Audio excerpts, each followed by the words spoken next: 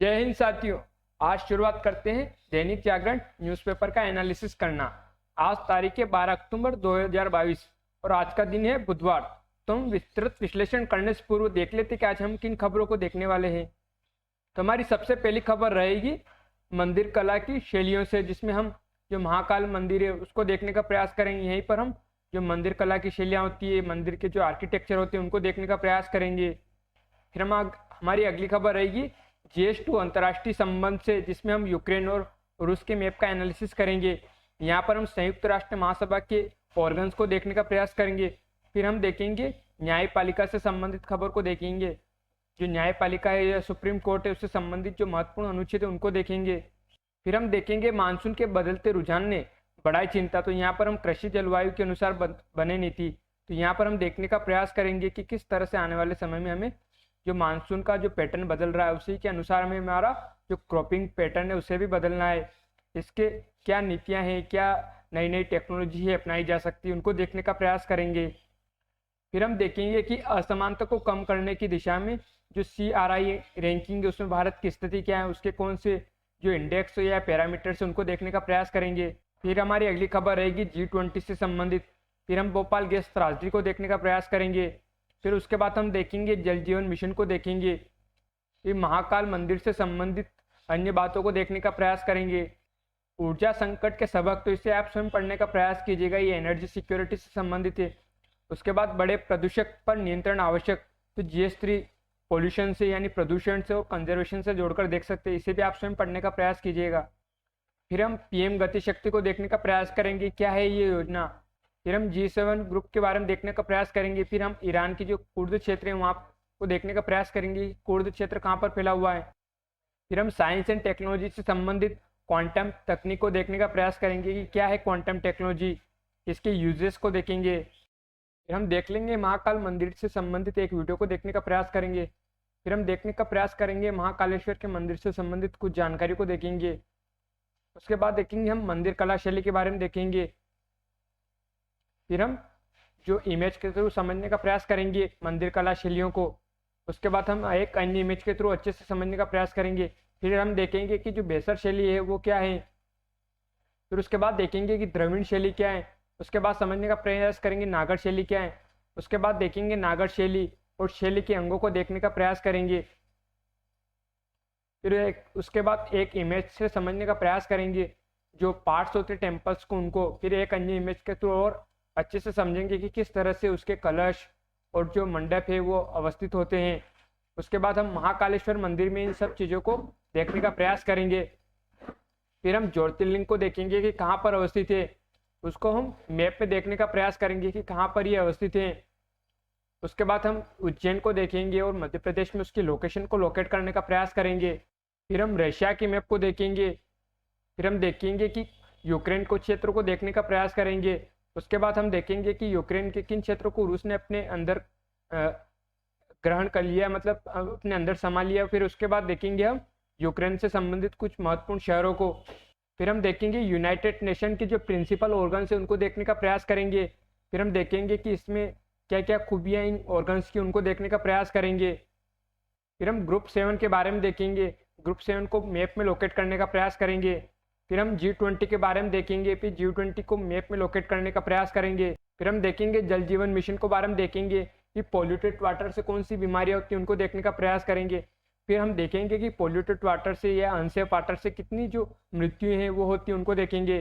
फिर हम कुर्द क्षेत्र को देखने का प्रयास करेंगे, एक अन्य इमेज के थ्रू और अच्छे से समझेंगे कि कहाँ पर अवस्थित है कुर्द क्षेत्र। फिर हम भोपाल गैस त्रासदी को देखेंगे, उससे संबंधित कुछ बातों को देखेंगे कि कौन सी कंपनी थी, कौन सी गैस रिसाव हुआ था, कहाँ पर रिसाव हुआ था, उसको देखेंगे। फिर हम भोपाल को देखेंगे जहाँ पर ये त्रासदी हुई थी। फिर हम देखेंगे जो CRI इंडेक्स यानी जो commitment to reducing inequality index 2022 उसको देखेंगे, उसके कौन से इंडेक्स और पिलर्स उनको देखने का प्रयास करेंगे। फिर हम देखेंगे कि भारत का हेल्थ केयर में कितना इन्वेस्टमेंट है GDP के परसेंटेज में, उसको हम डेवलप्ड कंट्री से तुलना करने का प्रयास करेंगे। फिर हम देखेंगे ये जो क्वांटम टेक्नोलॉजी वो क्या है, उसको समझने का प्रयास करेंगे, इसके यूजेस क्या है यानी उपयोग कहाँ कहाँ हो रहे हैं उसको देखने का प्रयास करेंगे आने वाले समय में, और किस तरह से मददगार हो सकती है ये टेक्नोलॉजी। फिर हम देखने का प्रयास करेंगे स्मार्ट एग्रीकल्चर को समझने का प्रयास करेंगे, देखेंगे कि आधुनिक जो टेक्नोलॉजी वो क्या होती है। फिर देखेंगे हम कि जो क्रॉपिंग पैटर्न क्या है उसको देखेंगे। फिर एग्रो क्लाइमेट रीजन को देखने का प्रयास करेंगे इंडिया में। फिर हम सीजनल रेनफॉल को देखेंगे। फिर इन्हीं के सीजनल रेनफॉल के हिसाब से जो क्रॉप एरियाज उनको देखने का प्रयास करेंगे कि किस क्षेत्र के लिए कौन सी क्रॉप बेटर या सुटेबल हो सकती हैं। फिर हम देखेंगे सुप्रीम कोर्ट से संबंधित कुछ अनुच्छेदों को देखने का प्रयास करेंगे। इनमें से जो सबसे महत्वपूर्ण रहेगा हम उनको देखेंगे। फिर हम देखेंगे पीएम गति शक्ति योजना क्या है उसको देखने का प्रयास करेंगे। और अंत में हम जो गूगल मैप है उसमें जिन कंट्रीज की हम बात करेंगे या जिक्र करेंगे उनको अंत में जाते हुए हम गूगल मैप में देख लेंगे। तो आइए शुरुआत करते हैं हमारी पहली खबर से। सांस्कृतिक आध्यात्मिक चेतना का नया शिलालेख है श्री महाकाल लोक मोदी जी। तो ये कौन से मतलब किस पेपर से संबंधित है? तो GS1 से आर्ट एंड कल्चर से संबंधित है, जिसमें हम टेम्पल आर्किटेक्चर यानी जो मंदिर कला की शैली है उनसे संबंधित जोड़कर देखेंगे। ज्योतिर्लिंग महाकालेश्वर की नगरी उज्जैन में मंगलवार को प्रधानमंत्री नरेंद्र मोदी जी ने नवनिर्मित वैभवशाली श्री महाकाल लोक देश को अर्पित किया है। इसमें भव्य प्रतिमाओं में वर्णित भगवान महादेव की गाथाओं को देखने के बाद मोदी जी ने लोगों को संबोधित किया। उन्होंने श्री महाकाल लोक को भारत की सांस्कृतिक व आध्यात्मिक चेतना का नया शिलालेख बताया। इसके दौरान उन्होंने कहा कि पूरी दुनिया भारत का सांस्कृतिक वैभव देखकर चकित है कि हमारे महान ऋषि मुनियों पूर्वजों ने बिना तकनीक के ऐसे विराट मंदिर कैसे बनाए। तो अभी हम देखेंगे जो टेम्पल आर्किटेक्चर है, यहाँ पर उन्होंने मंदिर के गर्भ में घूमे, फिर उसके बाद यहाँ पर ज्योतिर्लिंग की पूजा अर्चना की और मौन साधना कर ध्यान लगाया। तब हम देखेंगे, लेकिन उससे पहले एक नीचे जो पेज में दे रखी उसको भी देख लेते हैं। महाकाल गाथा विध्वंस से पुनर्निर्माण तक। तो 12 ज्योतिर्लिंग में से एक बाबा महाकाल की नगरी उज्जैन में मंगलवार को मोदी जी ने श्री महाकाल लोक जनता को समर्पित किया। महाकाल लोक के दर्शन करना एक अद्भुत अनुभव होगा। मंदिर जो महाकाल मंदिर की स्थापना, विध्वंस और पुनर्निर्माण की गाथा जानिए। तो देख लेते हैं कि इल्तुतमिश ने मंदिर को कर दिया था क्षतिग्रस्त। तो महाकाल मंदिर का पुनर्निर्माण 11वीं शताब्दी में हुआ। इसके बाद 140 साल बाद दिल्ली के सुल्तान इल्तुतमिश ने इसे क्षतिग्रस्त किया। फिर 18वीं सदी के चौथे दशक में मराठा राजाओं के मालवा पर आधिपत्य होने के बाद पेशवा बाजीराव प्रथम ने उज्जैन का प्रशासन अपने विश्व सरदार राणाजी शिंदे को सौंपा। राणाजी के दीवान सुकठंकर रामचंद्र बाबा शेणवी ने इन्होंने 18वीं सदी के चौथे और 5वें दशक में मंदिर का पुनर्निर्माण करवाया। ज्योतिर्लिंग की प्रतिष्ठा। तो देश भर में 12 ज्योतिर्लिंग में से एक है महाकालेश्वर ज्योतिर्लिंग। 3 भागों में बना हुआ है मंदिर। तो महाकाल मंदिर 3 भागों में बटा हुआ है। दिव्य ज्योतिर्लिंग मंदिर के सबसे नीचे के भाग में प्रतिष्ठित है, मध्य के भाग में ओंकारेश्वर शिवलिंग के तथा सबसे ऊपर वाले भाग पर सिर्फ नाग पंचमी में खुलने वाला नाग चंद्रेश्वर मंदिर है। उसके बाद हम देखते हैं कि जो महाकाल का जो ये लोक निर्माण है इसमें क्या क्या किया जाएगा। तो यहाँ पर महाकाल का जो पथ है वो बनाया जाएगा। यहाँ पर जो पत्थर की दीवारें बनाई जाएगी। महाकाल मंदिर में एक परिसर है उसका विस्तार किया जाएगा। यहाँ पर और अन्य बातें बताई गई हैं कि किस तरह से यहाँ पर जो हेरिटेज धर्मशाला है, ये त्रिवेणी संग्रहालय है, इसका निर्माण किया जाएगा। फिर रामघाट सुंदरीकरण व सिंहस्थ थीम पर आधारित लाइटिंग शो का निर्माण किया जाएगा। चारधाम मंदिर पहुंच मार्ग से महाकाल मंदिर के पिछले हिस्से तक रुद्र सागर पर 210 मीटर लंबे पुल का निर्माण किया जाएगा। महाकाल मैदान वाली जगह पर पार्किंग, सांस्कृतिक हाट बाजार का निर्माण किया जाएगा। बड़ा गणेश मंदिर, सरस्वती विद्या मंदिर, महाकालपुरम तरफ के महाकाल मंदिर पहुंच मार्गों का चौड़ीकरण किया जाएगा। और चारधाम मंदिर पहुंचने मार्ग में जो विकास है और सुंदरीकरण है वो सब किया जाएगा। तो ये सब किसके तहत किए जाएंगे? जो यहाँ पर नया प्रोजेक्ट लाया गया है महाकाल लोक, उसके तहत किए जाएंगे। तो ये हमने देख लिया कि इसका जो विध्वंस है या क्षतिग्रस्त है तो ये कैसे हुआ। अब हम देखते हैं इससे संबंधित कुछ बातों को। उससे पहले एक आप वीडियो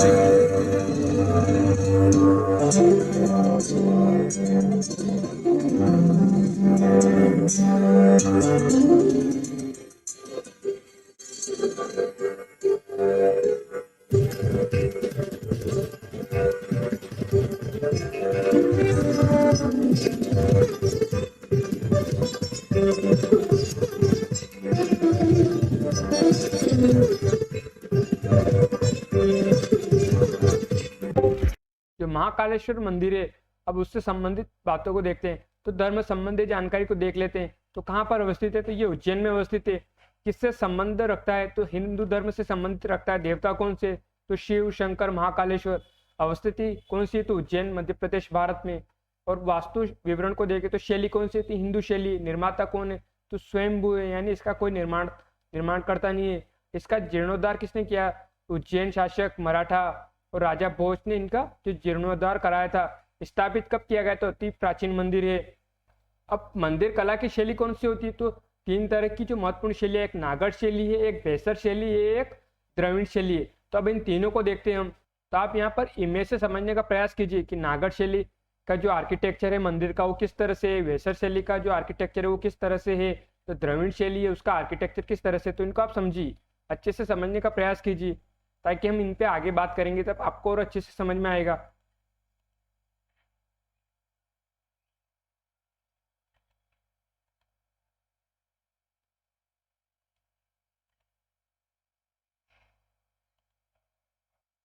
एक अन्य इमेज से और समझने का प्रयास कीजिए। जो पार्श्व साइड दृश्य लिया गया, साइड से जो इमेज लिया गया उसको देखिए। तो ये नागर शैली का जो मंदिर कला है उसकी वास्तुकला को दिखाया हुआ। ये द्रविड़ शैली को देखिए आप, इनकी साइज को देखिए, इनके शेप को देखने का प्रयास कीजिए। इनका जो पिरामिड से उनको देखने का प्रयास कीजिए, इनमें कितने मंदिर से उनको देखने का प्रयास कीजिए आप।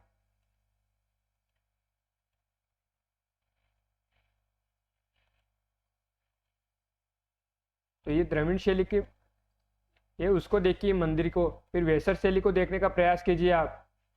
तो आपको जो वेसर शैली ये दोनों का मिक्सर देखने का प्रयास दिखेगा, द्रविड़ शैली का और नागर शैली का। अब जो वेसर शैली की हम बात करें तो वेसर शैली क्या है? तो चालुक्य एवं होयसल राजवंशों द्वारा निर्मित है, जिसमें विंध्य और कृष्णा नदी के बीच का क्षेत्र हो गया, यानी एक उत्तर भारत से और दक्षिण भारत वाले बीच का क्षेत्र मान सकते हैं हम।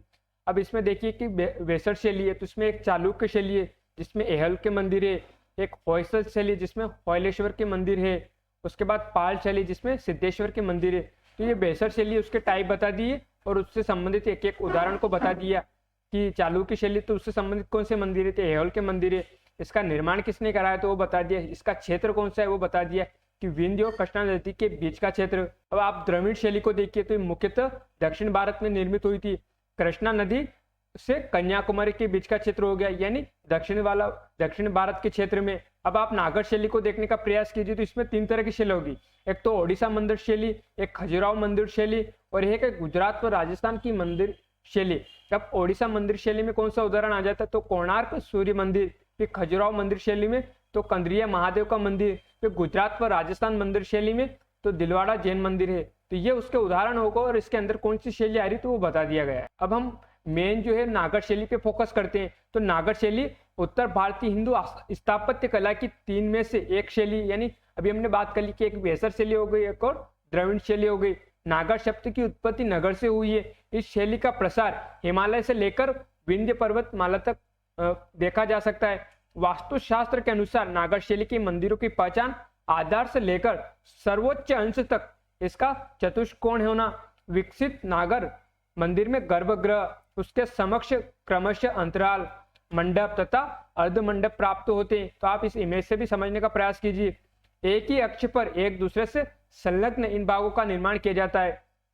अब शैली के अंगों को देखिए तो नागर शब्द नगर से बना है। सर्वप्रथम नगर में निर्माण होने के कारण इन्हें नागर की संज्ञा प्रदान की गई थी। शिल्प शास्त्र के अनुसार नागर मंदिरों के 8 प्रमुख अंगे, तो कौन कौन से अंगे? तो एक मूल आधार हो गया है जिस पर संपूर्ण भवन खड़ा किया जाता है। दूसरा है मसूरक, नींव और दीवार के बीच का भाग। फिर उसके बाद है जंगा, दीवारें, विशेषकर गर्भगृह की दीवारें। फिर कपोत जिसमें कार्निस हो गया। शिखर मंदिर का शीर्ष भाग अथवा गर्भगृह का ऊपरी भाग। फिर आगे ग्रीवा जिसमें शिखर का ऊपरी भाग। वतुलाकार आमलक जिसमें शिखर के शीर्ष पर कलश के नीचे का भाग। उसके बाद है कलश, तो शिखर का शीर्ष भाग हो गया है। अब इसकी जो और कुछ विशेषता बताई गई कि इसमें चौड़ी समतल छत से उठती हुई शिखा की प्रधानता पाई जाती है। तो इस तरह से आप देखने का प्रयास कीजिए कि किस तरह से ये जो शिखर तक इसका जो शेप है वो जाता है। अब इससे संबंधित कुछ मध्य भारत में पाए जाते हैं उन मंदिरों को देख लीजिए। तो कंद्रिया महादेव मंदिर खजुराहो, लिंगराज मंदिर भुवनेश्वर उड़ीसा, जगन्नाथ मंदिर पुरी उड़ीसा में और कोणार्क सूर्य मंदिर तो उड़ीसा में हो गया है, मुक्तेश्वर मंदिर उड़ीसा में हो गया, खजुराहो के मंदिर मध्य प्रदेश में हो गए, दिलवाड़ा के मंदिर आबू पर्वत राजस्थान में हो गए, सोमनाथ मंदिर सोमनाथ गुजरात में हो गए। अब आप इनमें कंफ्यूजन मत होइए कि कोणार्क सूर्य मंदिर, कंदरिया महादेव मंदिर, दिलवाड़ा जैन मंदिर, तो ये नागर शैली है, उसके अंदर जो शैलियां हैं, ओडिशा मंदिर शैली, खजुराहो मंदिर शैली, गुजरात में राजस्थान मंदिर शैली, तो उसके अंदर आते हैं, लेकिन ओवरऑल तो ये नागर शैली के अंदर ही आएंगे। तो वही चीज यहाँ पर बताने की है कि इसके उदाहरण कौन से होते हैं, इसके जो मंदिर होते हैं उसके अंग कौन से होते हैं। तो यहाँ पर इमेज में देखिए आप कि सबसे ऊपर क्या हो गया, तो कलश हो गया, उसके बाद क्या होगा, आमलक, फिर शिखर, फिर मंडप, फिर अर्ध मंडप हो गया, और नीचे और ये वाला सबसे क्या हो गया, तो ये गर्भगृह हो गया, और नीचे इसका जो आधार यानी मूल आधार हो गया है, जिसके ऊपर ये मंदिर खड़ा किया गया है। तो ये नागर शैली के अंग दिखाए हुए हैं। यहाँ पर एक खजुराहो के मंदिर जिसमें नागर शैली में निर्मित है, तो ये दिखाया हुआ कि इसको और इसको आप मिलान करने का प्रयास कीजिए, तो ये दिख रहा होगा आपको क्या ऊपर क्या दिख रहा है, तो कलश दिख रहा होगा, उसके नीचे आपको आमलक दिखेगा, आमलक के नीचे आपको शिखर दिखेगा, उसके बाद आपको मंडप दिखेगा, फिर अर्ध मंडप दिखेगा, और नीचे तो ये, और यहाँ पर क्या हो गया, तो गर्भगृह हो गया, और नीचे जो मूल आधार हो गया इसका। अब उसी इमेज को अच्छे से समझिए, तो ये हो गया ऊपर ही कलश हो गया, उसके बाद ये क्या हो गया, तो आमलक हो गया, उसके बाद ये वाला पार्ट हो गया शिखर हो गया है, फिर ये वाला कौन सा क्षेत्र हो गया, तो ये गर्भगृह हो गया है, उसके बाद ये मंडप और ये अर्ध मंडप वाला क्षेत्र हो गया है। तो इसे देखिए आप मंदिर को, क्योंकि ये जब आपको ये सब चीजें समझ में आएगी तभी आप जो महाकालेश्वर मंदिर है उसको मतलब इसी से लोकेट कर पाएंगे कि उसका कौन सा क्षेत्र शिखर है, आमलक है या कलश है। फिर एक अन्य इमेज के थ्रू समझने का प्रयास कीजिए कि ऊपर ध्वज हो गया, फिर ये कलश हो गया, फिर आमलक हो गया, फिर ग्रीवा हो गया, फिर उरु शंख हो गया, फिर अंतराल हो गया, फिर महामंडप हो गया, फिर अर्ध मंडप हो गया है, फिर कम्बोत हो गया है, फिर ये अंदर क्या हो गया, तो ये गर्भगृह हो गया है, ये जगदीश अधिष्ठान हो गया है, ये मसूरोक और ये जंगा हो गई है जो गर्भ की दीवारों को बोल रहे हैं, और ये गवाक्ष हो गया है। तो इस तरह से आप देखिए और अच्छे से इसका एनालिसिस कीजिए, क्योंकि अब आप आगे जो काम रहेगा वो आपका रहेगा, क्योंकि ये महाकालेश्वर का मंदिर है। तो इसमें आप इन सब चीज़ों को लोकेट कीजिए जो हमने पिछले इमेज में देखने का प्रयास कीजिए कि इसका ध्वज कहाँ है, कलश कहाँ है, आमलक कहाँ है, इसका शिखर कहाँ है, और इससे इसको लीजिए मेन जिसमें हमने बात की शिखर की, मंडप की, अर्ध मंडप कहाँ है। तो ये आप इसमें लोकेट करने का प्रयास कीजिए जो मंदिर दिखा है वो महाकालेश्वर मंदिर का, ताकि आपको जो मैंने पीछे बताई वो याद रह सके। अब हम देखते हैं कि जो महाकालेश्वर मंदिर है 12 ज्योतिर्लिंग में से एक है, तो 12 ज्योतिर्लिंग को और जो 11 ज्योतिर्लिंग उनको देख लेते हैं। तो सोमनाथ कहाँ है, तो सौराष्ट्र गुजरात में, मल्लिकार्जुन कहाँ है, तो आंध्र प्रदेश में, महाकालेश्वर कहाँ है, तो उज्जैन मध्य प्रदेश में, जिसकी हमने अभी बात की है। ओंकारेश्वर कहाँ है, तो खंडवा में मध्य प्रदेश में ही अवस्थित है, तो मध्य प्रदेश में 2 हो गए हैं ना।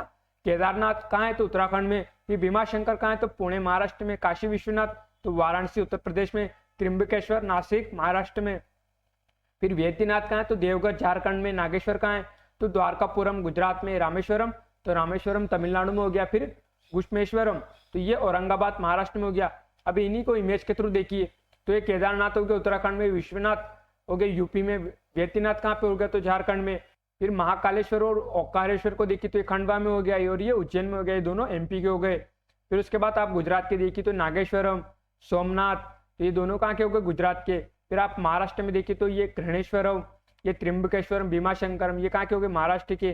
फिर आप देखिए मल्लिकार्जुन कहाँ पर हो गया है, तो आप देख पा रहे होंगे कि ये आंध्र प्रदेश में अवस्थित हो गया। फिर रामेश्वरम को देखिए तो आप तमिलनाडु में यानी दक्षिणी छोर पर अवस्थित हो गया, यानी सबसे दक्षिण में कौन सा ज्योतिर्लिंग आता है, तो रामेश्वरम, सबसे उत्तर में केदारनाथ, और सबसे पूर्व में तो वैद्यनाथ, और सबसे पश्चिम में कौन सा आ जाता है, तो नागेश्वरम आ जाता है। तो इस तरह से आप इनको देखिए। उसके बाद हमने जो उज्जैन की बात की, तो उज्जैन को आप देखिए तो ये मालवा का पठार हो जाता है। उसके बाद आप यहाँ पर देखिए चंबल नदी हो जाती है, और चंबल नदी के बाद आप यहाँ पर देखिए जो काली सिंध हो गई है, और यहीं पर जो शिप्रा नदी अवस्थित होती है जिसके किनारे जो उज्जैन के जो महाकालेश्वर मंदिर है वो अवस्थित है। उसके बाद आप देखिए यहाँ पर बेतवा नदी को, तो ये कहाँ जाकर मिल जाती है, तो ये यमुना नदी में जाकर मिल जाती है। उसके बाद आप और देखने का प्रयास कीजिए तो ये बैतूल का पठार हो गया है। उसके बाद ये नर्मदा वैली हो गई, यहाँ से जो नर्मदा नदी निकल रही है, ये मातवार की हिल्स हो जाती है, कैमूर हिल्स हो जाती है, और ये विदेशी का पठार हो जाता है। और यहाँ पर जो शिवपुरी का पठार, जहाँ पर जो कुन्नू नेशनल पार्क अवस्थित है, जहाँ हाल ही में जो चीताओं को लाया, जो चीता है उनको लाया गया था, ये मोरेना का पठार हो जाता है, ये लश्कर के मैदान हो जाते हैं। तो इस तरह से आप देखिए इसको मैप को अच्छे से। तो संयुक्त राष्ट्र में भारत ने रूस के विरुद्ध किया मतदान, तो यूक्रेनी क्षेत्रों पर अवैध कब्जे के निंदा प्रस्ताव पर मॉस्को ने की थी गुप्त मतदान की मांग। तो भारत ने अपने पुराने मित्र राष्ट्र रूस को संकेत दिया है कि यूक्रेन मुद्दे पर उसके समर्थन को वो गारंटी के तौर पर न ले। संयुक्त राष्ट्र महासभा में यूक्रेन के 4 क्षेत्रों पर रूस के अवैध कब्जे की निंदा करने के लिए एक मसौदा प्रस्ताव लाया गया था। रूस ने इस पर गुप्त मतदान की मांग की थी, लेकिन अल्बानिया ने इसके पर सार्वजनिक मतदान यानी जो रिकॉर्डेड वोट की मांग करते हुए प्रस्ताव पेश किया था। भारत ने तकरीबन 100 देशों के साथ सार्वजनिक मतदान के पक्ष में वोटिंग की है। तो अब यहाँ पर जो यूक्रेन की बात की, मॉस्को की बात की, यूनाइटेड नेशन जनरल असेंबली की बात की, तो इनको देख लेते हैं। तो भारत ने क्यों रूस के विरुद्ध किया है समर्थन? तो एक तरह से जो रूस है उसने एक तरह से अवैध रूप से जो यूक्रेन के क्षेत्र उन पर कब्जा किया है। तो इस तरह अगर भारत यहाँ पर समर्थन देता रूस का, तो एक तरह से जो हमारे पाक ऑक्यूपाइड कश्मीर है, ये अक्साई चीन है, तो वो एक तरह से जो चाइना है, ये पाकिस्तान है, इनको भारत की जो टांग खींचने का एक अवसर मिल जाता है कि भारत ने अगर यूक्रेन के द्वारा जो यूक्रेन के क्षेत्र जिन पर रूस ने कब्जा किया है तो वो सही है, तो ये क्षेत्र भी भारत के जो क्षेत्र है जिन पर चीन ने और पाकिस्तान ने कब्जा किया वो भी सही है। तो भारत यहाँ पर दुविधा में पड़ सकता था, इसलिए भारत ने जो रूस है मॉस्को उसका जो मतदान है उसमें विरोध किया, यानी एक तरह से उसके खिलाफ वोट डाला है। तो अब देखते हैं, इन क्षेत्रों को देख लेते हैं। तो ये रशिया का मैप हो गया। तो इसमें आप देखिए कि इसकी सीमा किससे लग रही है। तो इधर फिनलैंड से इसकी सीमा लगती है, इधर एस्टोनिया से, इधर लेटविया लिथुआनिया से इसकी सीमा लगती है, बेलारूस से सीमा लगती है, इधर यूक्रेन से सीमा लगती है। और इसका एक जो बाल्टिक सागर में एक इसका क्षेत्र हो जाता है जिसे कालिनग्राद बोलते हैं। जो इससे सीमा किससे लग रही है, तो इधर पोलैंड से लगती है, इधर लिथुआनिया से इसकी सीमा लग रही है। उसके बाद आप देखिए कि इसकी कजाकिस्तान से सीमा लगती है, इधर काकेशस माउंटेन्स आ जाती है जिससे जॉर्जिया है, अजरबैजान है, ये यहाँ पर अवस्थित हो जाती है। कैस्पियन सी से इसकी सीमा लग रही है, इधर ब्लैक सी से इसकी सीमा लगती है। उसके बाद चाइना से इसकी सीमा लगती है, इधर नॉर्थ कोरिया से इसकी सीमा लगती है। तो इस तरह से आप देखने का प्रयास कीजिए। अब इसमें देखिए कि ये यूरोपियन प्लान्स हो गए, यानी यूरोप के जो मैदान हो गए, ये यूराल माउंटेन्स हो जाती है, ये सेंट पीटर्सबर्ग हो गई जिसके महत्वपूर्ण जो शहर है। उसके बाद आप देखिए कि इसके उत्तर में क्या हो गया, तो आर्कटिक ओशन हो जाता है, ये ईस्ट साइबेरियन सी हो जाता है, ये चुक्सिस सी हो जाता है, और यहाँ पर बेरिंग स्ट्रेट अवस्थित है। उसके बाद देखिए लैप्टाउ सी, ये कारा सागर, ये बेरेंट सागर, ये व्हाइट सी, और ये मुरमांस इसका महत्वपूर्ण पोर्ट अवस्थित है। अभी देखिए कि मध्य साइबेरियन के जो पठार अवस्थित है। इसके बाद इधर जो ये साइबेरियन वाला क्षेत्र हो जाता है, फिर इसी को पार्ट में बांट दिया जाता है कि ये वेस्ट यानी पश्चिमी साइबेरियन के मैदान, और ये ईस्टर्न साइबेरियन के मैदान यानी पूर्वी साइबेरियन के मैदान हो जाते हैं। उसके बाद आप देखिए इससे महत्वपूर्ण नदियाँ कौन सी, तो ये ओप रिवर्स हो जाती है, ये एट्रिश रिवर हो जाती है, येनिसी रिवर हो जाती है, ये लीना रिवर्स हो जाती है। उसके बाद आप देखिए कि ये वोल्गा रिवर्स हो जाती है जो कैस्पियन सागर में जाकर गिरती हैं। उसके बाद आप इसकी कुछ महत्वपूर्ण जो इसकी राजधानी उसको देखिए, तो ये मॉस्को हो जाती है।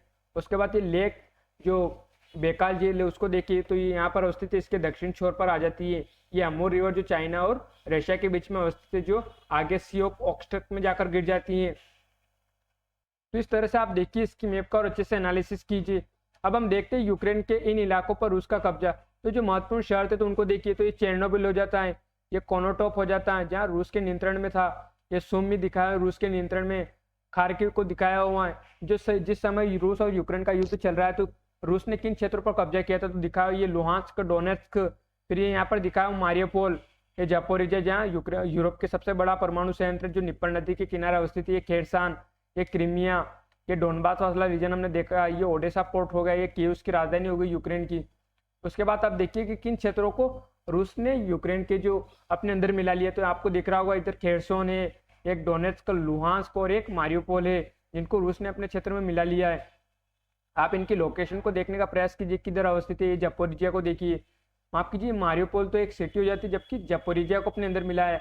ये निप्पर नदी के किनारे अवस्थित है जापोरिजिया, और कहाँ जाकर गिरती है, तो ब्लैक सी में जाकर गिरती है। ये क्रीमिया जिस पर 2014 में ही रूस ने अपना जो कब्जा है वो जमा लिया था। उसके बाद देखिए ये ओडेसा पोर्ट्स हो गया है। उसके बाद आप यूक्रेन के जो महत्वपूर्ण शहर है उनको देखिए, तो जापोरिजिया, ये कीव की राजधानी होगी, ये शेरनिहिव, ये लुत्स्क, ये माल्डोवा क्षेत्र हो गया है। उसके बाद देखिए ओडेसा पोर्ट, ये क्रीमिया, ये मारियोपोल। तो इस तरह से हमें इसकी मैप को देखना था। अब हमने जो यूनाइटेड नेशन के जो ऑर्गन्स की बात की है, जो प्रिंसिपल ऑर्गन्स है उनको देख लेते हैं। तो कौन से, तो general assembly, security council, secretaries यानी सचिवालय, economic and social council, trusteeship council, international court of justice. तो ये इसके प्रिंसिपल ऑर्गन्स हो गए। कितने हो गए, तो 6 ऑर्गन्स हो गए। अब इन्हीं को आप समझने का प्रयास कीजिए कि ये जनरल असेंबली हो गई जिसमें कितने मेंबर है, तो 193 मेंबर्स है, जिसमें एक कंट्री का केवल एक ही वोट होता है। उसके बाद ये जनरल असेंबली, फिर आप सिक्योरिटी काउंसिल को देखिए जिसमें क्या काम करती है, तो ये डिसाइड करने का काम करती है, और जो जनरल असेंबली वो रिकमेंडेड करने का काम करती है। तो आप सिक्योरिटी काउंसिल में देखिए तो ये 5 वीटो पावर्स हो गए। उसके बाद 10 नॉन परमानेंट मेंबर्स हो जाते हैं जो 2 साल के लिए चुने जाते हैं, और इसी में पीस कीपिंग फोर्स आती है, जो कहीं पर भी देश में आंतरिक विद्रोह होता है या कोई भी हिंसा होती है तो उसको रोकने के लिए पीस कीपिंग फोर्स को भेजा जाता है। फिर ये देखिए ये इकोनॉमिक एंड सोशल काउंसिल, ये इंटरनेशनल कोर्ट ऑफ जस्टिस। फिर जो उसके बाद आप देखिए कि यहाँ पर जो सेक्रेटरी जनरल हो गया, ये जो इम्प्लीमेंट करने का काम करेगा, जो भी नियम या कायदे कानून जो भी है इनके। फिर आप देखिए यूएन के ऑर्गन्स हो गए जिसमें UNDP, United Nation development Programme, फिर United Nation high Commissioner for Refugees, फिर यूनाइटेड नेशन फॉर जो चिल्ड्रंस के लिए बनाई गई संस्था है, फिर यूनाइटेड नेशन इन्वायरमेंट प्रोग्राम, फिर स्पेशलाइज कौन से तो एफएओ, और फिर यूनाइटेड नेशन ईएससीओ, फिर डब्ल्यूएचओ और डब्ल्यूटीओ। तो इसकी ये स्पेशलाइज जो ऑर्गन्स हो जाते हैं वो हो जाते हैं, और ये ऑर्गन्स हो गए महत्वपूर्ण जिनका हम चर्चा में सुनते रहते हैं कि इसने ये रिपोर्ट जारी की है। अब एक अन्य इमेज के थ्रू समझिए, ये general assembly 193 member, 1 country 1 vote, ये रिकमेंडेशन का काम करेगी। उसके बाद डिसाइड कौन करता है, सिक्योरिटी काउंसिल करती है, जिसमें हमने बात कर ली कि 5 परमानेंट 10 नॉन परमानेंट मेंबर हो गए, और इसी से संबंधित पीस कीपिंग फोर्स है। फिर उसके बाद इम्प्लीमेंट कौन करेगा, तो जो सचिवालय, वो सचिवालय जनरल है वो इसको इम्प्लीमेंट करने का काम करेगा। इधर इकोनॉमिक एंड सोशल काउंसिल हो जाती है, फिर इंटरनेशनल क्रिमिनल कोर्ट्स हो जाती है, फिर इंटरनेशनल कोर्ट ऑफ जस्टिस हो जाती है, फिर वही यूएन ऑर्गन्स को दिखाया हुआ है जिसमें United Nation development programme, United Nation high commissioner refugees, और ये क्या हो गई यूनाइटेड नेशन चिल्ड्रंस फंड हो गए हैं, फिर ये यूनाइटेड नेशन इन्वायरमेंट प्रोग्राम हो गए। तो इस तरह से आप देखिए इसके जो स्पेशलाइज्ड एजेंसीज है वो कौन सी है। तो इस तरह से हमें ये खबर देखनी थी। तो अब बढ़ते हैं अगली खबर पर। अगले चीफ जस्टिस ऑफ इंडिया के लिए जस्टिस चंद्रचूड़ के नाम की सिफारिश, देश के 50वें प्रधान न्यायाधीश की नियुक्ति की प्रक्रिया शुरू हो गई। Chief justice of India U U Lalit ने अपने उत्तराधिकारी के रूप में सुप्रीम कोर्ट के वरिष्ठतम जज चंद्रचूड़ के नाम की सिफारिश की। तो यहाँ पर हम जो सुप्रीम कोर्ट है उससे संबंधित कुछ अनुच्छेदों को देख लेते हैं। तो सर्वोच्च न्यायालय से संबंधित अनुच्छेद 124 से 147 के बीच में, जिसमें यहाँ पर अनुच्छेद और विषय वस्तु को दिखाया गया है। तो 124 किससे संबंधित हो गया, तो सर्वोच्च न्यायालय की स्थापना और संविधान से संबंधित। उसके बाद 125 तो न्यायाधीशों का वेतन आदि, 126 कार्यवाहक मुख्य न्यायाधीश की नियुक्ति कैसे होगी, 128 सुप्रीम कोर्ट की बैठकों में सेवानिवृत्त न्यायाधीशों की उपस्थिति, 131 तो सुप्रीम कोर्ट का मूल अधिकार क्षेत्र क्या होगा, 132 तो कुछ मामलों में हाई कोर्ट की अपीलों में सुप्रीम कोर्ट की अपीली अधिकारिता, 135 तो मौजूदा कानूनों के तहत संघीय न्यायालय के अधिकार क्षेत्र और शक्तियों का सर्वोच्च न्यायालय द्वारा उपयोग किया जाना, 137 तो सुप्रीम कोर्ट के द्वारा निर्णयों या आदेशों की समीक्षा, 141 तो सुप्रीम कोर्ट द्वारा घोषित कानून सभी अदालतों के लिए बाध्यकारी, 143 तो सुप्रीम कोर्ट से परामर्श करने की राष्ट्रपति की शक्ति, तो 145 अदालत के नियम आदि, और 147 व्याख्या। तो इस तरह से हमें सुप्रीम कोर्ट से संबंधित जो खबर है उसे देखना था। तो अब बढ़ते हैं अगली खबर पर। मानसून के बदलते रुझान में बढ़ाई चिंता, कृषि जलवायु के अनुसार बने नीति। तो इसे हम भूगोल से जोड़ सकते हैं, कृषि से जोड़कर देख सकते हैं। तो हाल के मानसून सीजन में लगभग पूरा उत्तर भारत सूखे की चपेट में आ गया है। इससे लगभग 10% कृषि उत्पादन कम होने की आशंका है। पिछले 7-8 दिनों की बात करें तो बेमौसम बारिश ने खेतों में खड़ी फसल पर पानी फेर दिया। नुकसान कितना हुआ इसका आकलन अभी होना बाकी है। यह किसी एक मौसम की बात नहीं, साल दर साल मानसून की सनक खेती पर भारी पड़ रही है। रकबा बढ़ाकर हम उत्पादन की कमी तो पूरा कर रहे हैं, लेकिन अगर अभी नहीं संभले तो अगले फिसलन बहुत ही है।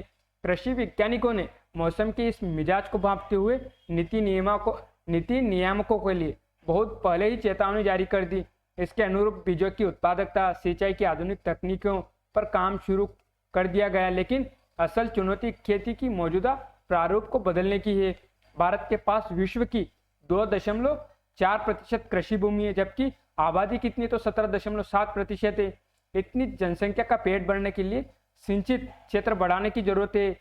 मोदी जी ने एक बार कहा था कि देश किसानों को मिट्टी, बीज और पानी मिल जाए तो वह अपने खेत में सोना उगा सकते हैं। पर ड्रॉप मोर क्रॉप के नारे को सफल बनाने की दिशा में महत्वपूर्ण कार्य किए जा रहे हैं। एग्रो क्लाइमेटिक जोन के अनुरूप खेती के पैटर्न पर जोर देना होगा, ऐसा वैज्ञानिकों का कहना है। विविध जलवायु वाले देश को खेती के अनुरूप विभिन्न हिस्सों में बांटना जरूरी है, लेकिन उसके लिए जारी परामर्श औपचारिक बनकर रह गई है, यानी उसको इम्प्लीमेंट नहीं किया गया है। भारतीय मौसम विज्ञान ने देश की 26 एग्रो क्लाइमेटिक जोन में विभाजित किया है। तो योजना विभाग ने 15 हिस्सों में विभाजित किया है। तो जो अभी योजना विभाग ने किया, हम उनको देखेंगे कि उन्होंने किस तरह से क्लाइमेटिक जोन में विभाजित किया है एग्रो को। फिर जलवायु क्षेत्र के आधार पर खेती से मानसून का मिजाज बदलता जा रहा है, ऐसा तो नहीं कहा जा सकता, लेकिन इससे खेती का होने वाला नुकसान जरूर सीमित हो सकता है अगर ये चीजें हम समय के साथ बदल लेते हैं। खेती में अपना पैटर्न, खाद्य सुरक्षा और किसानों की आमदनी बढ़ाने के लिए खेती का पैटर्न जलवायु के अनुरूप बदलना होगा। केंद्र सरकार ने इसके लिए जिला स्तर पर कृषि विज्ञान केंद्रों की स्थापना की, जहां उन्नत खेती का प्रदर्शन किया जा सकता है। चाणक्य ने अर्थशास्त्र में कहा था कि जहां की खेती जलवायु के अनुरूप नहीं बदलती, वहां के किसान दरिद्रता की भेंट चढ़ जाते हैं। खेती को बदलने का समय आ गया है। जलवायु परिवर्तन के चलते जिन क्षेत्रों में सूखा रहने वाला है, वहां सिंचाई की आधुनिक सुविधा बहाल की जा सकती है। उन्नत बीजों के सहारे प्रोडक्टिविटी बढ़ाई जा सकती है। तब यहाँ पर हम कुछ बातों को देखते हैं। तो आप इस इमेज से समझने का प्रयास कीजिए कि जो स्मार्ट एग्रीकल्चर है वो क्या होती है। तो यहाँ आपको कुछ दिखाई दे रहा होगा कि किस तरह से जो प्रोडक्शन है वो बढ़ाया जा रहा है। यहाँ पर आपको दिखाई दे रहा होगा कि किस तरह से जो डाटा है उसका एनालिसिस किया जा रहा है, मॉनिटरिंग की जा रही है, किस तरह से आधुनिक टेक्नोलॉजी का इस्तेमाल किया जा रहा है। उसके बाद आप देखिए इस इमेज को, इससे समझने का प्रयास कीजिए कि किस तरह से जो कीटनाशक है उनका छिड़काव किया जा रहा है ड्रोन टेक्नोलॉजी की मदद करके। आप किस तरह से जो आर्टिफिशियल इंटेलिजेंस या कंप्यूटर या ऑटोमेशन के थ्रू ये सारे काम करें जिससे कम कीटनाशक का इस्तेमाल किया जा सके। उसके बाद आप देखिए कि किस तरह से जो स्मार्ट एग्रीकल्चर से उसमें स्मार्ट डाटा, उसके बाद किस तरह से क्रॉप यील्ड एनालिसिस किया जाता है, किस तरह से स्प्रेडिंग की जाए पेस्टिसाइड्स की, कीटनाशकों की, फिर किस तरह से जो उसकी डिजीज है उसको पहचाना जाए, फिर किस तरह से वाटर स्ट्रेस है उसको पहचाना जाए, फिर फील्ड की मॉनिटरिंग किस तरह से किया जाए, फिर किस तरह से जो फर्टिलिटी रेट है उसको मॉनिटर किया जाए, फिर किस तरह से सॉइल इरोजन होता है उसको रोका जाए। तो ये सारे जो काम है वो किए जाते हैं किस तरह से आधुनिक तकनीक में, मतलब आधुनिक कृषि की जो टेक्नोलॉजी। अब उसके बाद देखते हैं जो क्रॉपिंग पैटर्न है भारत में वो कौन सा है। तो जैसा कि हमें पता है कि रबी और एक जायद की सीजन और एक खरीफ की सीजन है। तो रबी की सीजन कब होती है, तो विंटर सीजन में इसको लगाया जाता है। और काटी कब जाती है, तो गर्मी के सीजन में काटी जाती है। इसमें कौन सी महत्वपूर्ण फसलें हैं, तो गेहूं है, बारले है, पी यानी मटर है, ग्राम है और मस्टर्ड है। और जो जायद की सीजन होती है वो कब होती है, तो एक शॉर्ट सीजन होती है और कब, गर्मी के समय में, जिसमें खरबूज, तरबूज और पानी की ककड़ी को लगाया जाता है। फिर आती है खरीफ की, जो कब की जाती है, तो मानसून के समय की जाती है। काटी कब जाती है, तो सितंबर अक्टूबर में। तो अभी जो नुकसान हुआ वो किस फसल को हुआ, तो खरीफ की फसल को हुआ, क्योंकि सितंबर अक्टूबर में अभी काटने का सीजन था, लेकिन अभी बारिश हो गई बेमौसमी, जिसकी वजह से खरीफ की फसल बर्बाद हो गई, जिसमें पैडी है, मेजे है, ज्वार है, बाजरा है, मूंग है, सोयाबीन है, जूट है। तो इस तरह से हमें देखना है कि किस तरह से हमें आने वाले समय में जलवायु के अनुसार अपने क्लाइमेट चेंज को बदल सके। तो यहाँ पर एग्रो क्लाइमेट रीजन दिखाया गया है इंडिया में, जिसमें आप देखिए तो ये कौन सा हो गया, तो नॉर्थ वेस्टर्न माउंटेन वाला रीजन हो गया। ये वाला कौन सा हो गया, तो ये नॉर्थ ईस्टर्न हिल रीजन क्षेत्र हो जाता है। फिर ये सतलज यमुना वाला मैदान हो जाता है। फिर उसके बाद देखिए ये अंबर जो ऊपर गंगा वाला जो मैदान है उसको दिखाया गया है। उसके बाद देखिए मिडल गंगा का जो प्लेन है उसको दिखाया गया है। फिर छठे क्षेत्र में आप देखिए कि ये लोअर गंगा के प्लेन्स को दिखाया गया है। फिर आप सातवें को देखिए तो साउथ वेस्ट जो प्लेटू रीजन उसको दिखाया गया है। ये आठवां देखिए तो ये अरावली मालवा का जो अपलैंड है उसको दिखाया गया है। नौवां का देखिए तो ये महाराष्ट्र का जो पठार वाला क्षेत्र है उसको दिखाया गया है। 10वें क्षेत्र को देखिए तो ये दक्कन का जो आंतरिक भाग है उसको दिखाया गया है। 11वें को देखिए तो ये ईस्टर्न कोस्टल रीजन वाला क्षेत्र हो जाता है। ये 12वें को देखिए तो ये वेस्टर्न कोस्टल रीजन हो जाता है। 13वां देखिए तो ये गुजरात वाला रीजन हो जाता है। 14वां को देखिए तो ये जो राजस्थान का जो क्षेत्र है पश्चिमी वाला उसको ये वाला हो जाता है। और 15वां हो जाता है अंडमान निकोबार वाला क्षेत्र। तो ये एग्रो क्लाइमेटिक रीजन हो जाते हैं भारत में।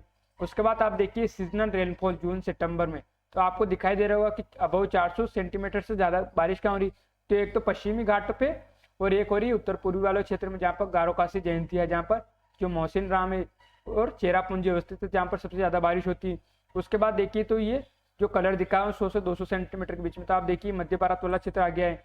और इधर तराई वाला क्षेत्र यानी जो हिमालय के जो यानी जो फुट हिल्स हो जाते हैं वहाँ पर सबसे ज़्यादा बारिश हो रही। उसके बाद आप राजस्थान वाले और पंजाब हरियाणा वाले क्षेत्र में देखिए कि यहाँ पर बारिश बहुत कम हो रही है। लेकिन यहाँ पर आप अब इसको जोड़ने का प्रयास कीजिए कि मेजर क्रॉप एरियाज को देखिए। तो आप राजस्थान में देख रहे होंगे तो यहाँ पर राइस उगाया जा रहा है, जहाँ पर पानी की बहुत ज़्यादा जरूरत पड़ती है। लेकिन यहाँ पर जो सीजन रेनफॉल है वो इसको अलाउ नहीं करती कि यहाँ पर ऐसी फसल बोई जाए। तो इस तरह से हमें जो पैटर्न है वो बदलना पड़ेगा, क्योंकि अगर हम जो कृषि के अनुरूप यानी जो जलवायु के अनुरूप अगर फसल नहीं बोएंगे तो उसकी उत्पादकता भी प्रभावित होगी। दूसरा है कि उससे वहाँ की जो जैव विविधता वो भी प्रभावित होगी। तो इस तरह से हमें देखना है कि किस तरह से हम हमारे जो क्रॉप एरिया से जो क्रॉपिंग पैटर्न है उसको बदल सकते हैं जलवायु परिवर्तन के अनुसार। तो इस तरह से हमें देखना है। आप और भी देख सकते हैं कि वेट कहाँ पे उगाए जाते हैं, बाजरा कहाँ पर, राइस कहाँ पर है, राजस्थान वाले क्षेत्र में कौन सा है तो बाजरा यानी मिलेट से, फॉरेस्ट वाले क्षेत्र को देख सकते हैं आप, सेपरेस वेजिटेशन को देख सकते हैं।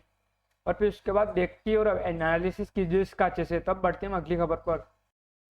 तो 21वीं सदी की शिक्षा थियरी से G20 देशों को रूबरू कराएगा भारत। तो G20 की अध्यक्षता भी भारत के लिए एक बड़ा मौका है, क्योंकि आने वाले समय में भारत दिसंबर से जो G20 उसकी अध्यक्षता करेगा। ऐसे में भारत अपने सभी मुद्दों को इन बैठकों में चर्चा के लिए दुनिया के सामने रख सकता है। उन्हें विकसित देशों की कतार में खड़ा करने के लिए जरूरी है कि इसमें एक बड़ा विषय शिक्षा भी है।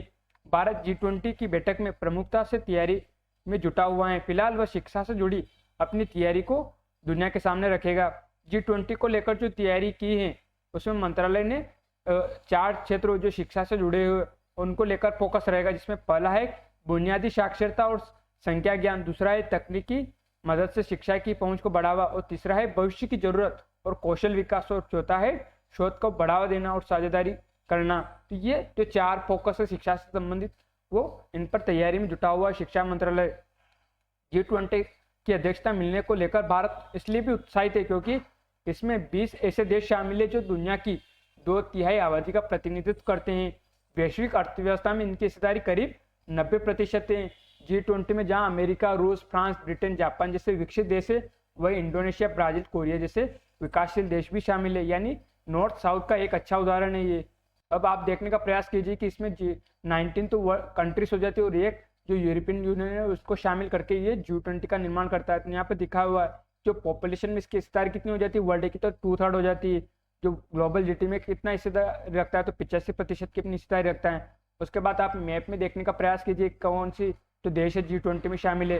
तो इधर नॉर्थ अमेरिका से कनाडा, USA और मैक्सिको तीनों शामिल हो जाते हैं। इधर दक्षिण अमेरिका से ब्राजील और अर्जेंटीना। उसके बाद अफ्रीका से कौन सी कंट्री, तो एक साउथ अफ्रीका शामिल है। इधर भारत, चीन, उसके बाद इधर से जापान, साउथ कोरिया शामिल हो जाती है। इधर रशिया शामिल हो जाता है, टर्की इसके अंदर है। मिडल ईस्ट से कौन हो जाता है तो जो सऊदी अरब है वो शामिल है। उसके बाद इधर देखिए इंडोनेशिया और ऑस्ट्रेलिया शामिल है। इसकी जो गेस्ट कंट्रीज है वो कौन सी है तो यहाँ पर दिखा हुआ है गुयाना और सेनेगल है अफ्रीका से। इधर स्पेन इसकी जो गेस्ट कंट्री हो जाती है। उसके बाद इधर देखिए नीदरलैंड, नॉर्वे एक गेस्ट कंट्री में शामिल होती है। इधर आसियान से एक सिंगापुर और एक वियतनाम में गेस्ट कंट्री में शामिल होती है। तो इस तरह से हमें G20 को देखना है। अब बढ़ते हैं अगली खबर पर। भोपाल गैस त्रासदी के पीड़ितों को और मुआवजा दिलाया जाए। तो केंद्र सरकार ने मंगलवार को सुप्रीम कोर्ट को बताया कि 1984 के भोपाल गैस त्रासदी के पीड़ितों को और ज्यादा मुआवजा दिलाया जाए। सरकार ने कहा कि अमेरिका की यूनियन कार्बाइड कॉरपोरेशन का मालिकाना हक हासिल करने वाली कंपनियों से 7,884 करोड़ रुपए का अतिरिक्त मुआवजा दिलाने के लिए वह अपनी क्यूरेटिव पिटीशन को आगे बढ़ाए। तो वर्तमान में यूनियन कार्बाइड कॉरपोरेशन का स्वामित्व किस पे तो डो केमिकल्स के पास है। और 2 और 3 दिसंबर 1984 को मध्य रात्रि को यूनियन कार्बाइड फैक्ट्री में जहरीली मिथाइल आइसोसाइनेट गैस का रिसाव होने के बाद 3000 से अधिक लोगों की मौत हो गई थी, जबकि 1.02 लाख से अधिक लोग प्रभावित हुए थे। 1989 में हुए समझौते के वक्त, अब ये चर्चा में क्यों बना हुआ तो उसका कारण देखिए। तो 1989 में हुए समझौते के वक्त यानी यूसीसी यानी जो यूनियन कार्बाइड कॉरपोरेशन ने 1715 करोड़ रुपए का मुआवजा पीड़ितों को दिया था। और इस त्रासदी से बचे हुए लोग बीमारियों के लिए पर्याप्त मुआवजा और उचित चिकित्सा उपचार के लिए लंबे समय से संघर्ष कर रहे हैं। तो अब हम देखते हैं भोपाल गैस त्रासदी के बारे में और बातों को। तो ये आप अखबार को देखिए दिसंबर 3 का 1984 में। तो ये कौन सी होगी तो यूनियन कार्बाइड कॉरपोरेशन जो कंपनी है वो देखिए। उसका जो प्लांट है वो दिखाया गया है कि किस तरह से जो पेस्टिसाइड का प्लांट था यहाँ से ये गैस रिसा हुआ है। तो भोपाल गैस ट्रेजेडी दिसंबर 2 1984 तो लगभग 3000 के लोग जो उनकी मृत्यु हुई थी। दिसंबर 2 1984 मिथाइल आइसोसाइनेट गैस है वो रिसाव हुआ था। कौन सा क्षेत्र प्रभावित हुआ था तो ये यूनियन कार्बाइड इंडिया लिमिटेड है। ये किस तरह का प्लांट था तो ये पेस्टिसाइड का प्लांट था। कहाँ पर अवस्थित था भोपाल मध्य प्रदेश में अवस्थित है। अब देखिए कि ये जो लोकेशन है वो कहाँ पर तो ये भोपाल का क्षेत्र हो जाता है। और भोपाल में कहाँ है तो ये सिटी हो जाती है भोपाल और उसके पास ये अपर लेक हो जाती है। और इसका एरिया देखिए कि कितना बड़ा एरिया इससे प्रभावित हुआ था। किससे आइसोसाइनेट गैस से, मिथाइल आइसोसाइनेट गैस से जो लीकेज हुई थी यूनियन कार्बाइड पेस्टिसाइड प्लांट से। उसके बाद आप भोपाल की लोकेशन को देखिए तो ये कहाँ पर अवस्थित हो जाता है, तो मध्य प्रदेश की राजधानी हो जाती है। उसके बाद देखिए विंध्या और सतपुड़ा के उत्तर में अवस्थित है, ये मालवा के पठार में अवस्थित हो जाता है। ये माधव नेशनल पार्क के दक्षिण में हो जाता है। उसके बाद ये नर्मदा तापी के उत्तर में अवस्थित है। उसके आसपास कौन सी स्टेट है, तो ये इंदौर हो जाता है, ये जबलपुर हो जाता है। उसके बाद ये ट्रॉपिक ऑफ कैंसर से जस्ट थोड़ा सा नीचे अवस्थित है। उसके बाद आप देख सकते हैं गुजरात को देखिए तो इधर गिर नेशनल पार्क हो गया, तो ये कच्छ वाइल्ड एस सेंचुरी हो जाती है। और उसके बाद उड़ीसा में देखिए तो सिमलीपाल सेंचुरी, ये ईस्टर्न घाट्स हो जाती है। गोदावरी, भीमा, कृष्णा, महानदी, गंगा, यमुना, सोन, चंबल, ये नदियाँ हो जाती है। तो इस तरह से आप देखिए इसके आसपास की चीज़ों को लोकेट करने का प्रयास कीजिए ताकि आपको लंबे समय तक ये चीज़ याद रह सके। तो अब बढ़ते हैं अगली खबर पर। जल जीवन मिशन के तहत महत्व पर नोबेल विजेता की मुहर।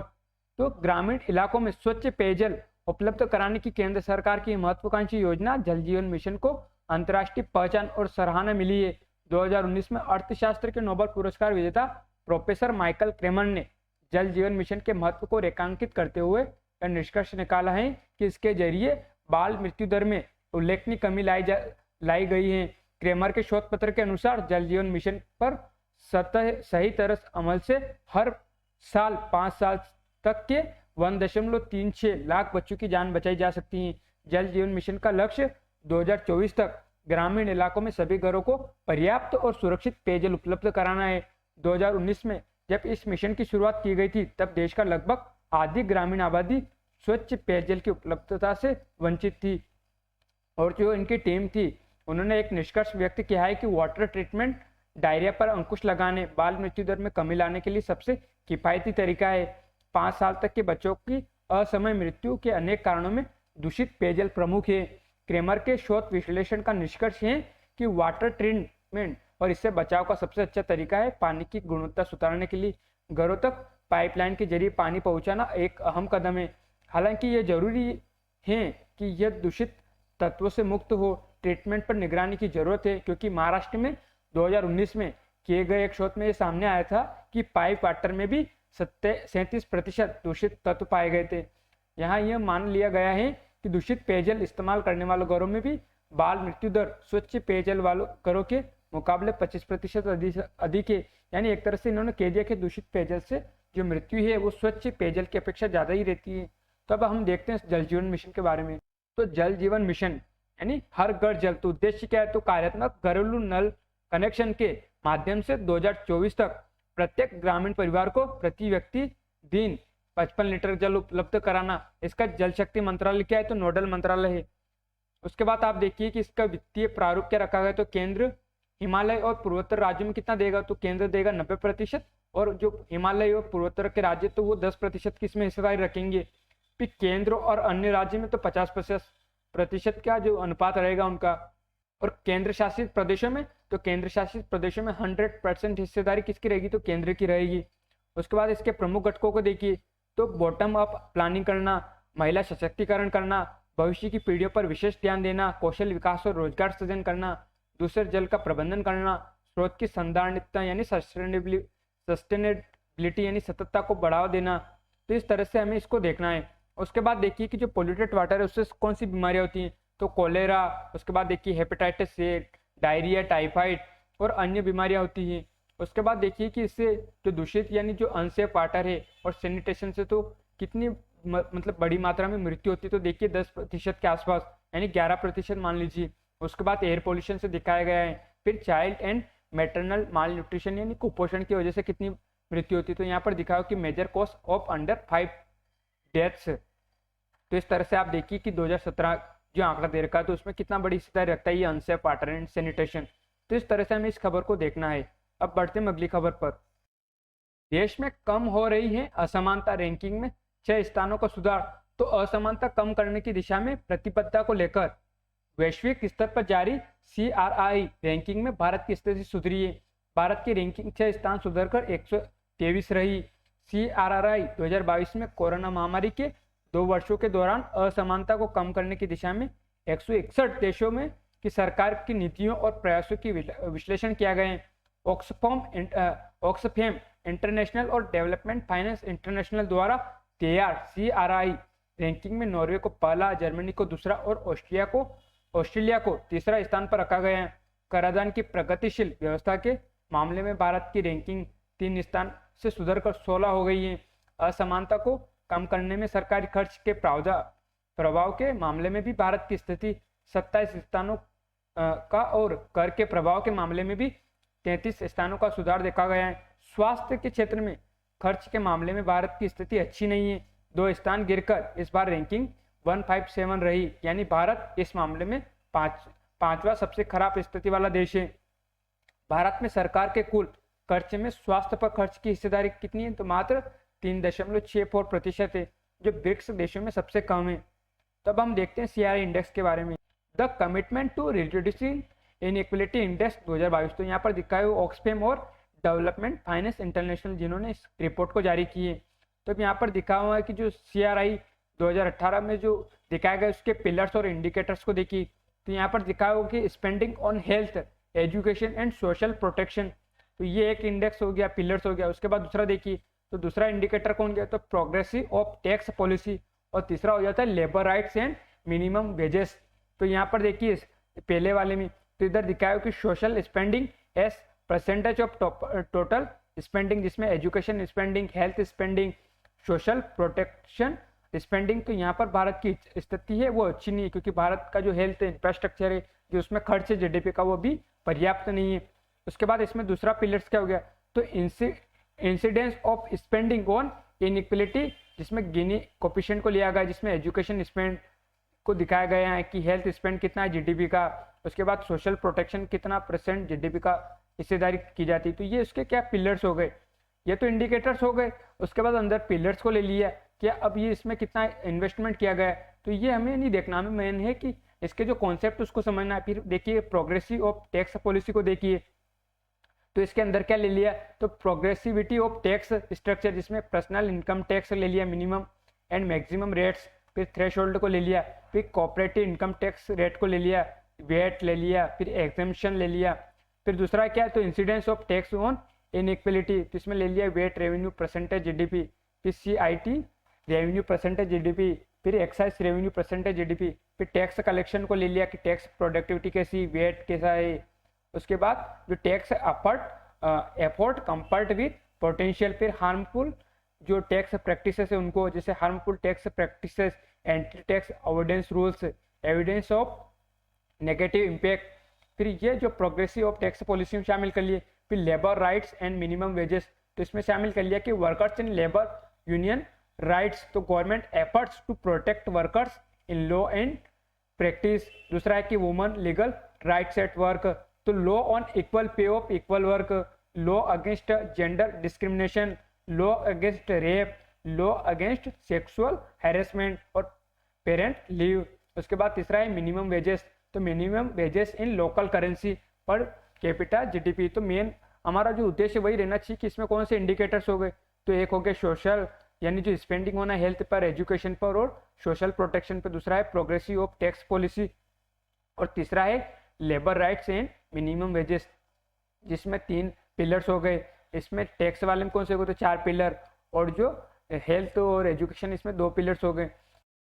अब हम देख लेते हैं कि PM गति शक्ति योजना क्या है। तो पहले जान लेते हैं कि चर्चा में क्यों बनी है। तो इंफ्रा परियोजनाओं को PM गति शक्ति से मिलने लगी है गति। तो प्रगति की गति, भारत की शक्ति, यानी गति शक्ति योजना। तो अत्याधुनिक इंफ्रास्ट्रक्चर को प्रोत्साहित, तो सभी इंफ्रा परियोजनाओं को निर्बाध रूप से एकीकृत किया जाएगा। इंफ्रास्ट्रक्चर विकास की बाधाओं को दूर किया जाएगा। तीव्र गति से कनेक्टिविटी में होगी वृद्धि। कॉमन विजन के साथ परियोजनाओं की समग्र योजना और निष्पादन। तो मेन इसका उद्देश्य यही है गति शक्ति योजना का कि किस तरह से जो सारी इंफ्रास्ट्रक्चर परियोजना है उनको निर्बाध रूप से कनेक्ट किया जाए, इंटीग्रेट किया जाए, ताकि जो साझा उद्देश्य है, जो साझा विजन है, उसको कम समय में और तीव्र गति से और प्रोडक्टिविटी और एफिशिएंसी के साथ हासिल किया जा सके, ताकि उसमें जो लागत आती है उसे भी कम किया जा सके। इसीलिए इस योजना को लाया गया है, ताकि सारी इंफ्रास्ट्रक्चर परियोजनाओं में समन्वय और कोऑर्डिनेशन को बिठाया जा सके और कनेक्टिविटी की जो है उसे बढ़ाया जा सके। तो इसलिए इस योजना को लाया गया था। अब हम देखते हैं अगली खबर को। दूसरे दिन भी जारी रहे रूसी हमले, यूक्रेन की मांग पर G7 देशों ने देंगे वायु रक्षा हथियार। किसको? यूक्रेन को। तब हम देख लेते हैं कि G7 क्या है। तो G7 यानी ग्रुप 7 तो 7 मेंबर कंट्रीज होती है, जिसका 1975 में फर्स्ट मीटिंग होती है ग्रुप 6 की, और उसमें जो 7 कंट्रीज है उसको शामिल किया जाता है फिर 7th नंबर की। फिर 40% ऑफ ग्लोबल जीडीपी में इसकी हिस्सेदारी है, 1/10 वर्ल्ड पॉपुलेशन में इसकी हिस्सेदारी है। 2014 में रशिया को इससे बाहर करके जो ग्रुप 7 वापस बनता है, क्योंकि ये पहले ग्रुप 8 हो जाता है जब इसमें रशिया को शामिल किया जाता है, लेकिन फिर ये ग्रुप 7 बनता है। अब इसमें 7 जो मेंबर्स उनको देखिए, तो उत्तरी अमेरिका से कौन हो गया, तो कनाडा और यूएसए। फिर आप यूरोप से देखिए तो फ्रांस, यूके, जर्मनी, इटली, तो ये 4 देश यहाँ से हो गए। और एशिया से कौन हो गया, तो एक जापान हो गया। तो इसको सातों मेंबर को मिलाकर बनता है ग्रुप 7। तो इस तरह से हमें ग्रुप 7 उसका एक छोटा सा ओवरव्यू लेना था। तब बढ़ते हैं अगली खबर पर। तो प्रदर्शनकारियों के दबाव में ईरान कुर्द क्षेत्रों में और शक्ति फायरिंग में एक की मौत। ये कुर्द क्षेत्र जो अभी चर्चा में बना हुआ है, जहां पर अभी ईरान में हिजाब के विरोध में प्रदर्शन थम नहीं रहा था, तो इसी में यहाँ पर जो ईरान ने है वो जो गोलाबारी है या जो हिंसक घटनाएं हो रही हैं। तो अभी हम देख ही लेते कि कुर्द क्षेत्र कहाँ पर अवस्थित है। तो ये आप देखिए, ये कुर्द रीजन का है। तो ये टर्की हो गया, ये सीरिया हो गया, ये इराक हो गया, ये ईरान हो गया। तो इनके बीचों में जो फैला हुआ क्षेत्र इसी को बोलते हैं कुर्द रीजन, जिसमें इराक की राजधानी को दिखाया बगदाद, ईरान की राजधानी तेहरान, सीरिया की दमिश्कश और ये टर्की की अंकारा। तो यहाँ पर देखिए कि सबसे ज़्यादा क्षेत्र किस में दिखाई दे रहा होगा आपको, तो इस टर्की में दिखाई दे रहा होगा। उसके बाद आप देखिए इधर इराक में, ईरान में फैला हुआ क्षेत्र। एक अन्य इमेज के थ्रू देखिए, तो ये टाइग्रिस रिवर हो गई, ये यूफ्रेटिस रिवर होगी, जो टर्की से आती है, सीरिया से होते हुए, इराक से होते हुए पर्शियन गल्फ में जाकर गिर जाती है। अब इन्हीं के उत्तर में देखिए, तो यूफ्रेटिस के उत्तर में ये जो कुर्दिश वाला क्षेत्र हो गया, जहाँ पर अभी हिंसक घटनाएं घटित हो रही है। अब ये तुर्की वाले क्षेत्र में दिखाई दे रहा है, इधर ईरान वाले में, इराक वाले क्षेत्र में, और कुछ क्षेत्र सीरिया वाले क्षेत्र में भी फैला हुआ है। यहाँ पर लेक उर्मिया दिखाई हुई है और टाइग्रिस रिवर है वो इसी से होकर आती है। तो इस तरह से आप देखने का प्रयास कीजिए इसको, इसमें और जो इसके क्षेत्र वो कहाँ तक फैले हुए हैं, कौन से क्षेत्र से इसकी सीमा लगती है। तो इस तरह में से हमें इसको देखना है प्रीलिम्स पर्सपेक्टिव के लिहाज से। अब बढ़ते हैं अगली खबर पर। इंटरनेट 2.0 की ओर कदम बढ़ा रही है दुनिया। तो GS3 upon science and takes से जोड़कर देख सकते हैं। तो वर्तमान दौर में शायद ही कोई व्यक्ति होगा जिसका इंटरनेट से वास्ता न हो। जीवन का ऐसा कोई क्षेत्र नहीं बचा है जहां इंटरनेट की भूमिका न हो। हालांकि जब से इंटरनेट ने अपनी जगह और ज़रूरत को साबित किया है, तब से इसके साथ हैकर्स भी एक दुनिया चल रही है। कभी कोई तो वेबसाइट हैक की खबर आती रहती है। इसे देखते हुए वैज्ञानिक लंबे समय से इंटरनेट का एक ऐसा तरीका विकसित करने पर काम कर रहे हैं जिसे हैकर्स द्वारा सेंध न लगाया जा सके। शिकागो के वैज्ञानिकों ने इस दिशा में बड़ी उपलब्धि हासिल की है। शिकागो यूनिवर्सिटी के बेसमेंट में क्वांटम तकनीक पर आधारित इंटरनेट की ऐसी तकनीक विकसित की है जिसमें हैकर द्वारा सेंध लगाना संभव नहीं है। तो अब देखते हैं कि जो टेक्नोलॉजी क्या है। तो अभी डाटा ट्रांसफर इलेक्ट्रॉनिक या ऑप्टिकल पल्स के रूप में होता है। इसमें जानकारी बाइनरी यानी 0 और 1 के रूप में होती है। कंप्यूटर किसी भी डाटा को इसी रूप में समझते हैं और आगे भेजते हैं। अब नई व्यवस्था में क्या होगा, तो डाटा को फोटोन के रूप में भेजा जाएगा। ये छोटे लाइट्स पार्टिकल्स होते हैं जिनके अंदर डाटा सुरक्षित रहता है। सबसे बड़ी विशेषता यह है कि अगर इन फोटोन्स के बीच में इंटरसेप्ट करने का प्रयास किया जाए तो ये करप्ट हो जाते हैं और हैकर्स के हाथ कुछ नहीं लगता। यही विशेषता इन्हें हैक प्रूफ बनाती है। बैंकिंग एवं स्वास्थ्य क्षेत्र से जुड़ी कंपनियां इस तकनीक में खास रुचि दिखा रही, क्योंकि इसे हैकर्स प्रूफ माना जा रहा है।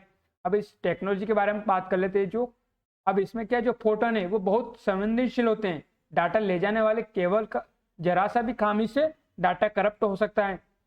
इसलिए पूरी दुनिया में इंटरनेट सेवा फोटोन के माध्यम से देने से पहले व्यापक शोध एवं उन्नत तकनीक की आवश्यकता होगी।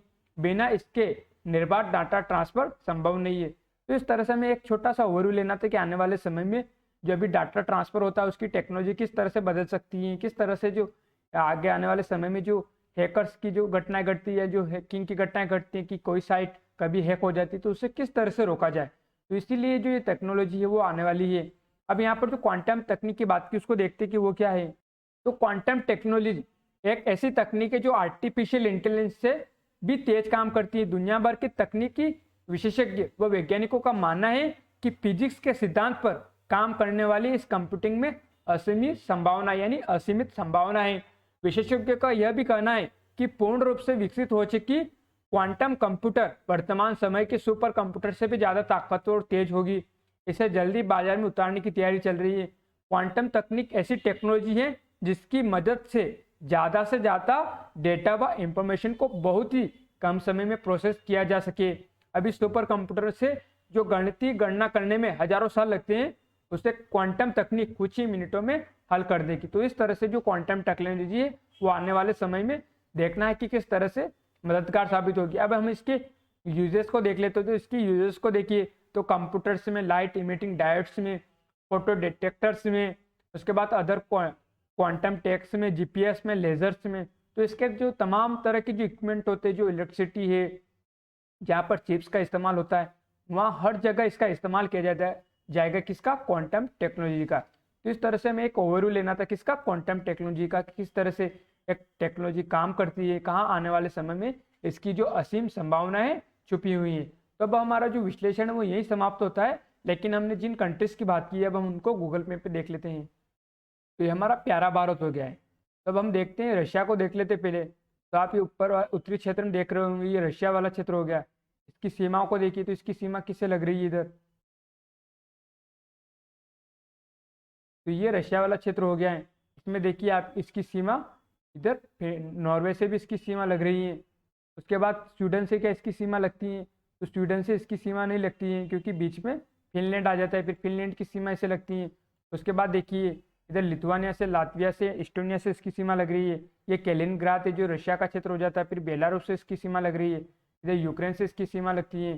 फिर इधर चलिए तो इधर किससे सीमा लग रही है? इधर जॉर्जिया से इसकी सीमा लगती है। उसके बाद अजरबैजान से इसकी सीमा लगती है। क्या आर्मीनिया से इसकी सीमा लगती है? तो इससे इसकी सीमा नहीं लगती है आर्मीनिया से। उसके अलावा और देखते हैं कि और किससे इसकी सीमा लगती है। क्या टर्की से इसकी सीमा लग रही है? तो टर्की से इसकी सीमा, समुद्री सीमा तो नहीं लगती, लेकिन जो माफ कीजिए समुद्री सीमा लगती है, लेकिन जो स्थलीय रूप से इसकी सीमा नहीं लगती है। उसके अलावा आप देखिए कजाकिस्तान से इसकी सीमा लग रही है। इधर मंगोलिया से इसकी सीमा लगती है, रशिया से सीमा लग रही है, उत्तर कोरिया से इसकी सीमा लग रही है। तो इस तरह से हमें इसकी मैप को देखना था। आप यूक्रेन को मैप को देखिए आप, तो यूक्रेन की सीमाओं को देखिए तो मोल्डोवा से इसकी सीमा लग रही है, रोमानिया से, हंगरी से, स्लोवाकिया से, पोलैंड से, बेलारूस से, और इधर रशिया से इसकी सीमा लग रही है। ये निप्पर नदी, ये जेपोरिजिया हो गया है, ये ब्लैक सी हो गई, ये कर्च स्टेट हो गई, जहाँ पर अभी कर्च ब्रिज पर जो धमाका हुआ था तो वही ये वाला क्षेत्र जहाँ कर्च स्टेट अवस्थित है, जो सी ऑफ जो अजो सागर और ब्लैक सी को जोड़ने का काम कर रही है। उसके बाद देखिए लुहांस्क, डोनेट्स्क और जपोरिजिया और जो केरसान क्षेत्र वो यहाँ पर अवस्थित है। उसके बाद हम देख लेते हैं, अब हम कुर्द क्षेत्र को देख लेते हैं कि वो कहाँ पर अवस्थित है। तो ये इराक वाला क्षेत्र हो गया, ये ईरान वाला क्षेत्र हो गया, सीरिया, और ये टर्की, और ये वाला जो क्षेत्र है वो कुर्दिश वाला क्षेत्र जहाँ पे ये लेक उर्मिया अवस्थित हो गई। यहाँ से ये यूफ्रेटस और टाइग्रिस नदी होकर निकलती हैं, फिर इराक से होती हुई पर्शियन गल्फ में जाकर गिर जाती हैं। तो इस तरह से हमें जो कुर्द क्षेत्र है उसको देखना था। अब हम देखते हैं महाकाल मंदिर को। तो हम चलते हैं उज्जैन में।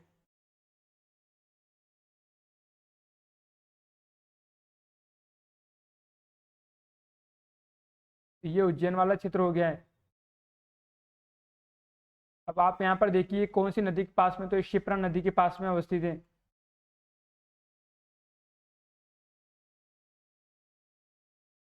तो ये महाकाल मंदिर जो कि सागर के पास में, तो रुद्र सागर के पास में अवस्थित है।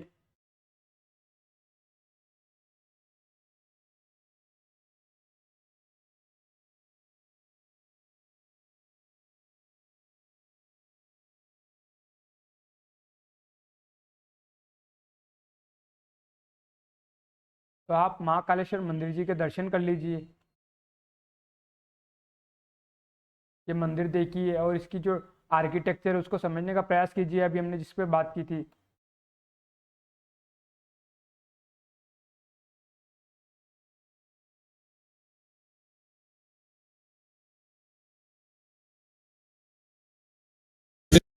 लोचनाय हेन्द्रहाराय त्रिलोचनाय भस्मांगनागाय महेश्वराय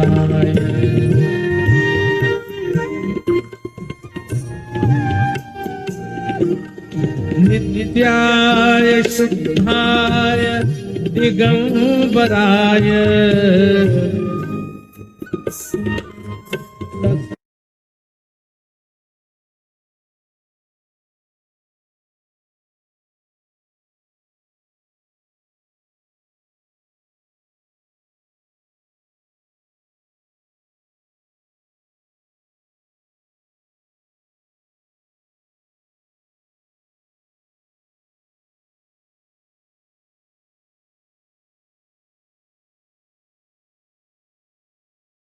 तो अब आप सैटेलाइट व्यू में देखने का प्रयास कीजिए। ये पास में आपको शिप्रा नदी दिख रही होगी,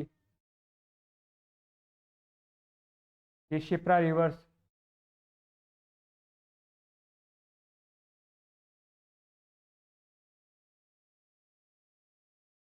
तो इस तरह से हमें गूगल मैप में भी देखते रहना है, ताकि जो लोकेशन है वो अच्छे से हमें याद हो सके। तो हमारा जो विश्लेषण है ये समाप्त करते हैं। धन्यवाद।